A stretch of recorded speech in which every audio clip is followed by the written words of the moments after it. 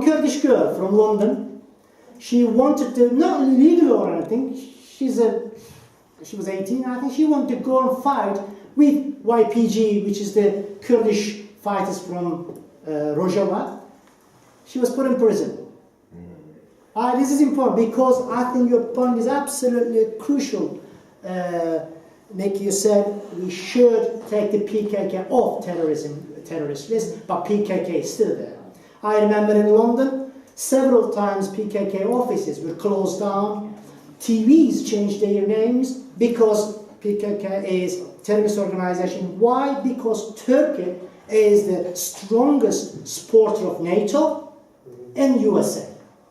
When American airplanes were F-16 were bombing Yugoslavia, Turkish jets are bombing Kurdistan in Iraq.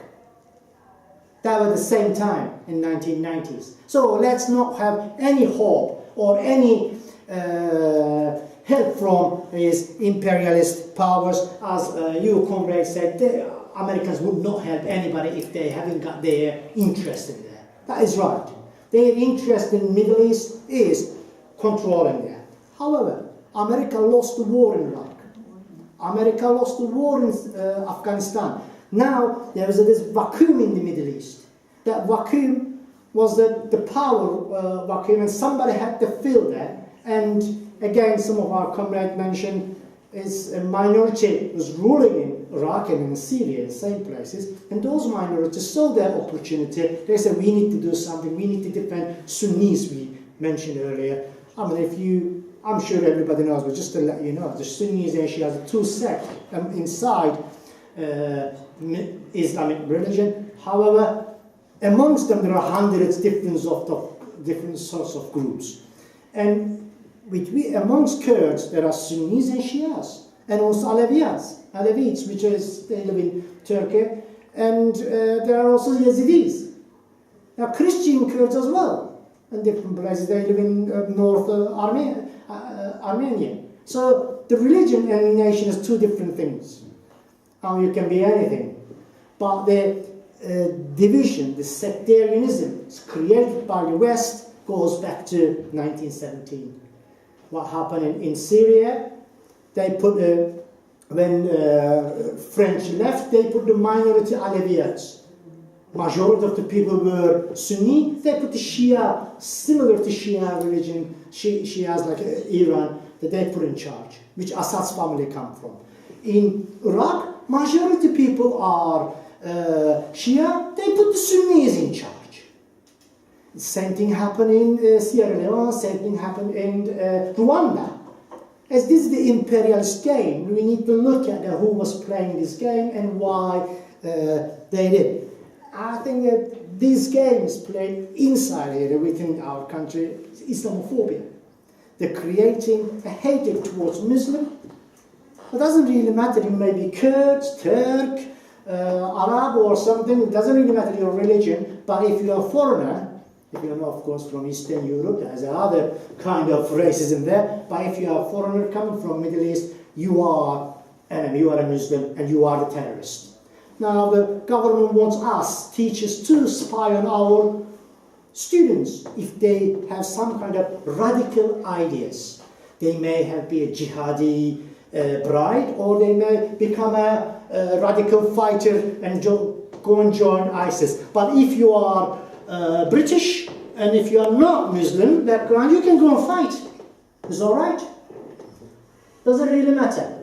And also, who got the weapons? Yes, America gave weapons to people. Who got it? Talabani and Barzani got the weapons.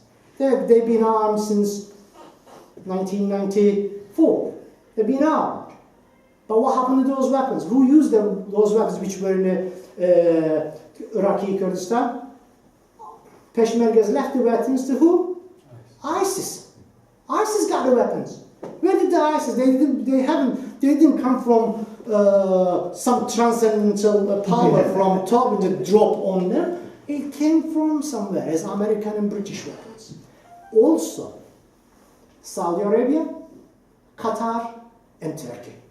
There are another 3 important groups that have been arming ISIS in order to destabilize place. Especially Turkish government, current government, they don't want another autonomous Kurdish group south border of Turkey, which means powerful Kurdistan. None of the European countries are saying we have to create Kurdistan, as you said earlier, because they don't want broken up the Syria, they don't want broken up Iraq, they don't want broken up Iran, or they definitely don't want Turkey to be split up. They don't want to upset those 4 countries. So if there will be a Kurdistan, that Kurdistan will be created by the uprising from all the countries and people in those countries. It can't be just one Kurdistan, which actually Iraqi side, both Barzani and Talabani, they are not asking for the northern Kurdistan to be part of Kurdistan. South Kurdistan, they are happy in there because it's already they are in power. But as a Kurd, as an internationalist, if there will be a Kurdistan, there should be, all the 4 countries should be divided and Kurdistan should be created. Go back to the earlier part where 1905. What was it like? That is, I think, we need to say.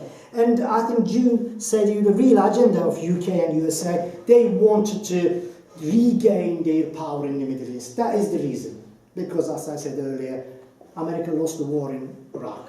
Iraq is in chaos. There are more people are dying in Iraq than they were dying about 10 years ago.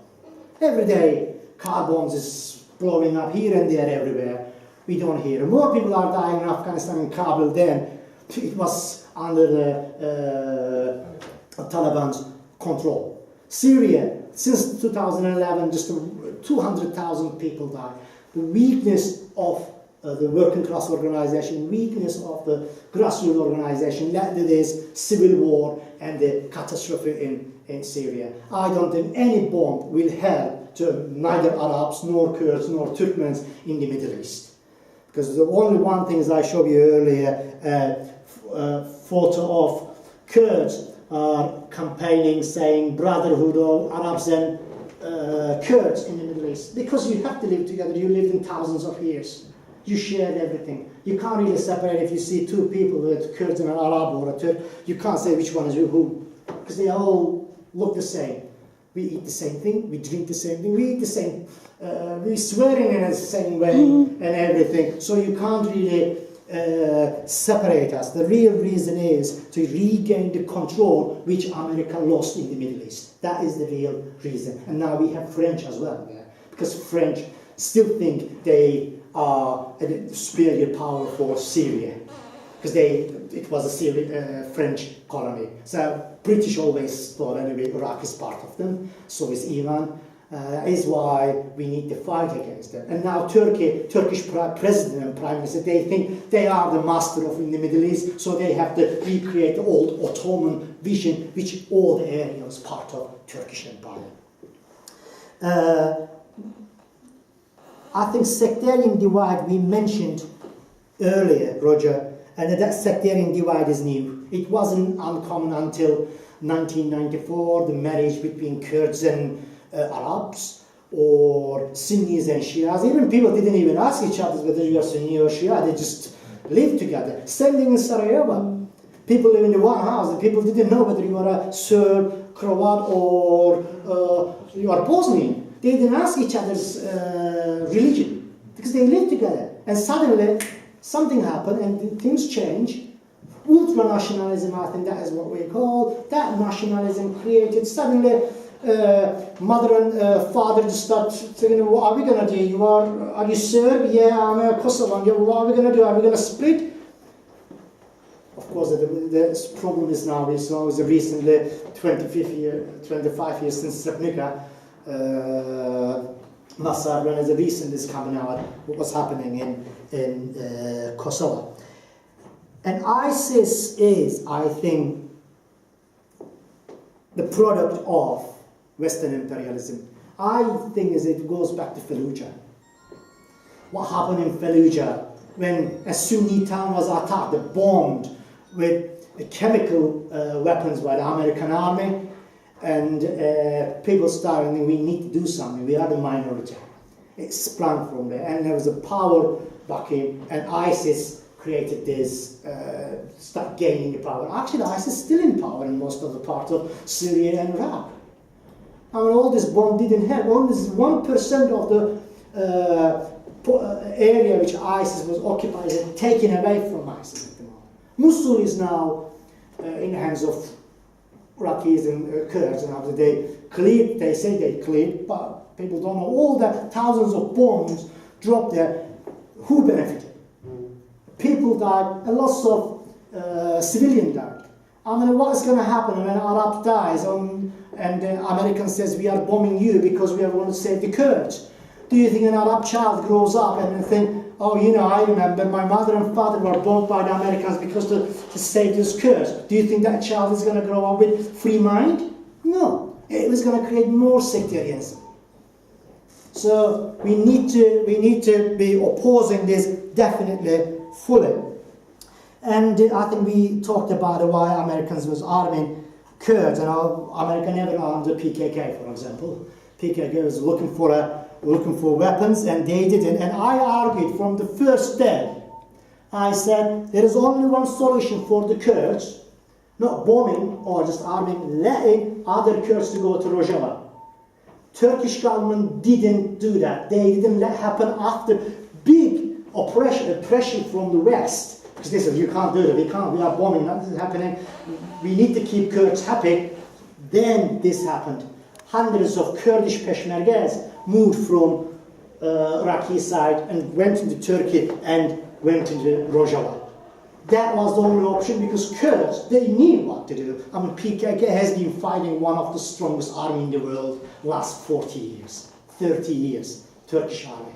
Turkish army couldn't win the war. PKK is fighting, were hardened fighter. All the Peshmergas are hardened fighters. Let them to go. They already had the weapon. They could have done it. But it took nearly 3 months to do this happen. During these 3 months, hundreds of people died. So we need to be absolutely clear. Before, I mean, I don't want to go on and on and on. But what I'm going to say is the future of Middle East lies in the hands of the unity and brotherhood, sisterhood of all people. We cannot separate Sunni from Shia, Shia from Alevis, or Kurds from Arabs, Arabs from Turkmen, Turkmen from Kurds, because they live there. There's only one possibility for a better, peaceful and progressive in Middle East. That is the unity amongst those people, and uprising from a grassroots organization which can fight back their one and only enemy, capitalism and imperialism. That is, I think, we need to say that, because we know that since 2003, when Iraq has been divided and bombed, nothing happened other than sectarianism. If we want to stop sectarianism, we need to fight for unity. And the Kurdish people, I believe, either side of the border in Middle East or in Europe, there are thousands of people, hundreds of thousands of people living in Europe, Kurdish diaspora, huge group. Everybody should get together. I believe my brother will agree with that. Get together and fight back for a better world where Kurds, Turks, Sunnis, Shias, Muslims, Yazidis or Christians, they can live together peacefully in the Middle East. Thank you.